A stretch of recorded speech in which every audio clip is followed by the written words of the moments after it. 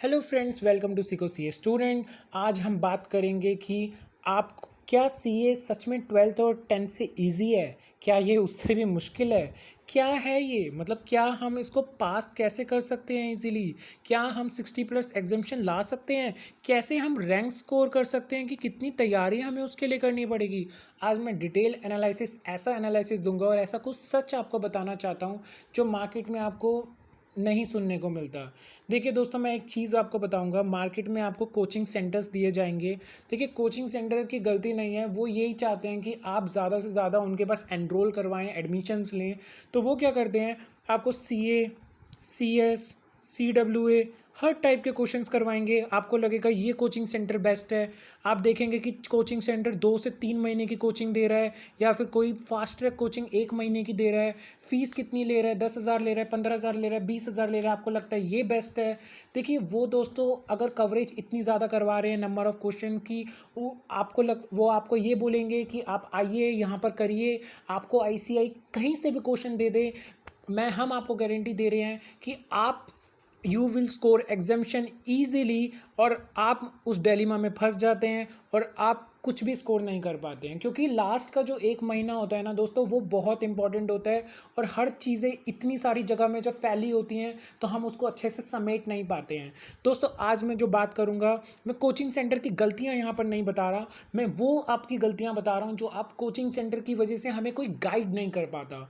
दोस्तों देखिए, जब भी आप तैयारी करने बैठ रहे हैं, चाहे मैं बोथ ग्रुप्स की बात करूं या सिंगल ग्रुप की बात करूं, टाइम इज़ वेरी वैल्यूएबल। सबसे पहले देखें आपके पास टाइम कितना है। चाहे आपके पास कितना भी टाइम है, आप सबसे पहले एक काम करें, आप अपनी स्टडी मैट को उठाएं।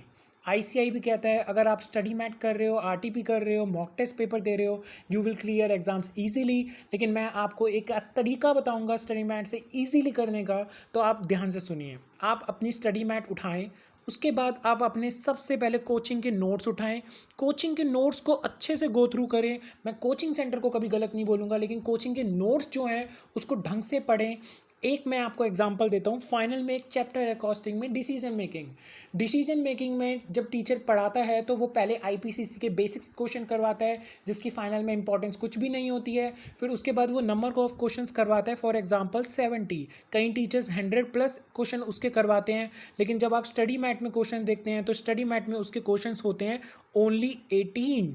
और जब आप उन 18 क्वेश्चन को कंपेयर करते हैं तो आपको पता चलता है कि ओनली ओनली 4 से 6 question are same from the teacher's book. बस इतने से क्वेश्चन सेम होते हैं। तो आपको सबसे पहले वो कॉमन क्वेश्चंस मार्क करने हैं, उसको सॉल्व करना है। सबसे पहले कोचिंग के नोट्स करने हैं, उसके बाद कॉमन क्वेश्चंस करने हैं, उसके बाद सब आपको करना है स्टडी मैट के रिमेनिंग क्वेश्चंस। तो हुआ कि कोचिंग के जो बचे हुए क्वेश्चन हैं उनको क्या करें, उनको यहाँ पर सीधा क्रॉस मार दीजिए। क्योंकि आप अगर सोच रहे हैं कि मैं अभी क्वेश्चंस कर लेता हूँ, पेपर के टाइम पे स्टडी मैट उठा लूँगा, फिर मैं स्टडी मैट को प्रैक्टिस करूँगा, तो दोस्तों आप अभी जो कर रहे हैं वो फुल ऑफ टाइम वेस्ट है और आप दूर जाते जा रहे हैं अपने 60 प्लस के टारगेट से या फिर रैंक के टारगेट से। तो सबसे पहले दोस्तों, स्टडी मैट उठाएं। स्टडी मैट करते वक्त अपने कॉमन क्वेश्चंस करें कोचिंग के, अपने कोचिंग के नोट्स करें। अगर आपने कोचिंग नहीं लिया तो यूट्यूब पे वीडियोस ढूंढें, वहाँ पर नोट्स बनाएं और नोट्स के बाद स्टडी मटेरियल को पूरा पूरा पूरा सॉल्व करें। दोस्तों, अगर आप चाहते हो कि आप बस पास हो जाएं तो आपको इतनी number of revision study mat की चाहिए। अगर आपने इतनी number of revision study mat की कर ली हैं तो दोस्तों आपको पास होने से कोई नहीं रोक सकता। बाकी पेपर में आपको कॉमन सेंस चाहिए, क्योंकि अगर हम इंटर का पेपर देखें तो इंटर या फाउंडेशन के पेपर में क्या होता है, question comparatively same to same ditto study mat का आ जाता है। लेकिन अगर मैं बात करूं फाइनल लेवल की, तो फाइनल लेवल में सेम क्वेश्चन कभी नहीं आता है। बहुत रेयर चांसेस होते हैं कि सेम क्वेश्चन आ जाए। अदरवाइज दोस्तों 80 to 90% क्वेश्चन सेम होता है, लेकिन उसमें कुछ ना कुछ फिगर्स ऐसे डाल देते हैं जो आप कॉमन सेंस से इजीली सॉल्व कर सकते हैं। तो 2 से 3 रिवीजन अगर आपने स्टडी मैट की कर रखी है तो दोस्तों मैं कहता हूँ आप इजीली क्लियर कर जाएंगे।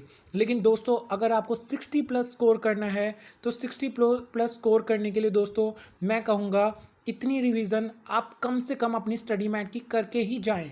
चाहे आपको उबासी आती है, चाहे आपको मन नहीं करता है, आपको अपने मन को मारना पड़ेगा। देखिए, CA is not all about, मैंने एक रैंक होल्डर को सुना था, रैंक होल्डर देखिए जितने भी यूट्यूब पे अवेलेबल होते हैं दे आर नथिंग बस just they sell their marks, because जब उनके हाई मार्क्स आते हैं तो कोचिंग सेंटर उनको बुक करते हैं और वो मार्क्स 2 लाख रुपए 3 लाख रुपए में अपना पेपर बेच देते हैं, और जो कोचिंग सेंटर उनको बोलते हैं वो बस वही गुणगान गाते हैं।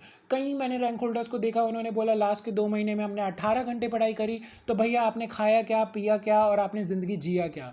दोस्तों अगर आप चाहते हो कि मैं कंसिस्टेंसी रहूं, क्या आपने किसी बंदे को देखा है जो सक्सेसफुल हो और वो कंसिस्टेंट ना हो? आप अगर 8 से 10 घंटे भी पढ़ रहे हैं तो दैट इज़ इनफ, 11 घंटे पढ़ रहे हैं, 12 घंटे पढ़ रहे हैं, दैट इज़ वेल इनफ।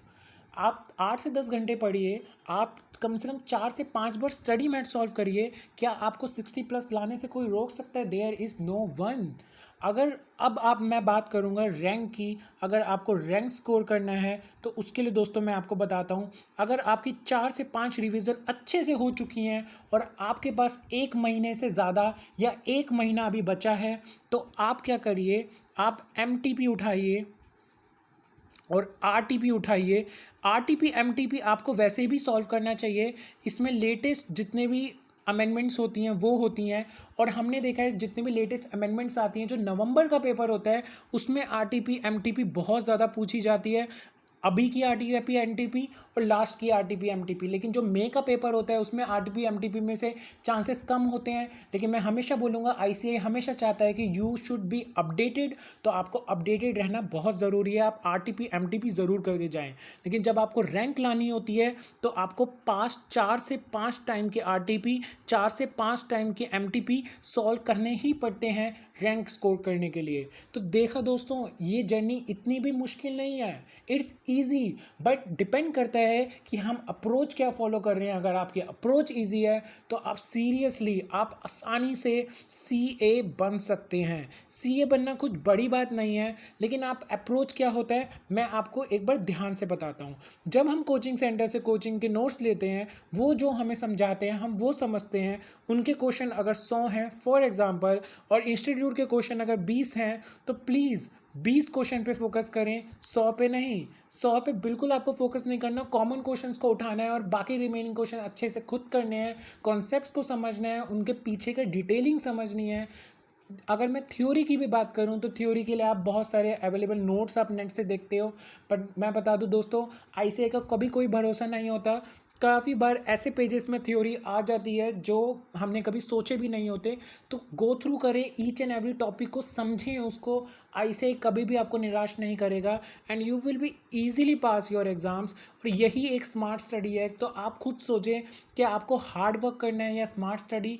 आपको हार्ड वर्क करते हुए अगर स्मार्ट स्टडी करनी है तो ये is the best, this is the best approach. अगर आप इसे अपना हार्ड स्मार्ट वर्क समझते हैं तो ये आपकी सबसे बड़ी बेवकूफ़ी होगी। आप कोचिंग सेंटर के नोट्स यूज़ कीजिए, आप कोचिंग सेंटर के कॉमन क्वेश्चंस यूज़ कीजिए, लेकिन आप कोचिंग सेंटर के सारे क्वेश्चंस कभी मत कीजिए। आप बस स्टडी मैट कीजिए, स्टडी मैट को 4 से 5 बार कोशिश कीजिए, और 2 से 3 बार भी एटलीस्ट करते हो तो भी मोर देन इनफ है। और RTP MTP हमेशा अपने अटैम्प्ट्स की कीजिए। आपको रैंक स्कोर करनी है तो लास्ट ईयर की 4 से 5 साल की 5 टाइम की RTP उठाइए। आपके पास टाइम नहीं बचता है तो ये करने की कोई ज़रूरत नहीं है, लेकिन आपके पास टाइम है तो you should do, you will guarantee score highest marks in your exams. Seriously guys मैं बता रहा हूँ, टाइम कितना भी हो आप seriously you can achieve your time, achieve your targets. Divide your work, divide wisely. अगर आप हमारे चैनल से जुड़े रहिए, हम और अपडेट्स के साथ आते रहेंगे, और इसके अलावा आप हमें कांटेक्ट भी कर सकते हैं, हम डिटेल्स आपको प्रोवाइड करते हैं। आप हमें कांटेक्ट कीजिए, आपको पर्सनल क्वेरीज कुछ भी चाहिए, we will help you out, we will listen you, we will listen your problem, we will solve your problem. Okay, thank you so much guys. जय हिंद, और आगे बढ़ते रहिए और इस देश का नाम रोशन कीजिए।